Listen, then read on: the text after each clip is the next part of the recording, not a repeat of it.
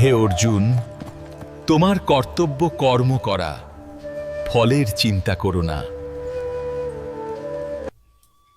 একবার অর্জুন ভগবানকে জিজ্ঞাসা করলেন, হে কেশব, মৃত্যু যখন সকলেরই নিশ্চিত, তাহলে আমরা কেন পুজো পাঠ, ভজন কীর্তন, জ্ঞানযজ্ঞ এগুলো করছি?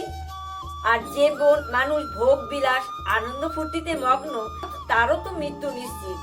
শ্রীকৃষ্ণ অর্জুনকে বললেন, হে পার্থ, বিড়াল যখন ইঁদুর ধরে তখন তার দাঁত দিয়ে তাকে বধ করে তাকে ভোজন করে, কিন্তু সেই দাঁত দিয়েই যখন নিজের বাচ্চাকে কামড়ে ধরে তখন বধ করে না, কোমল ভাবে তাকে এক স্থান থেকে অন্য স্থানে স্থানান্তরিত করে। দাঁত একই, মোক্ষ একটা, কিন্তু পরিণাম পৃথক পৃথক।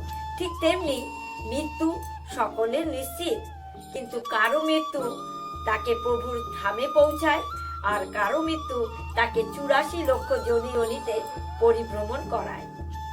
তাই গৌর প্রেমানন্দে হরি হরি বল।